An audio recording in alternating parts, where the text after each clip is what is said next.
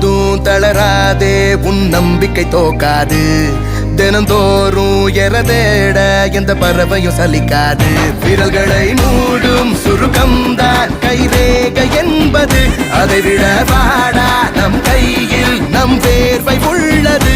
வாழ்க்கையோ போக போக தானடா பாடம் சொல்லுது.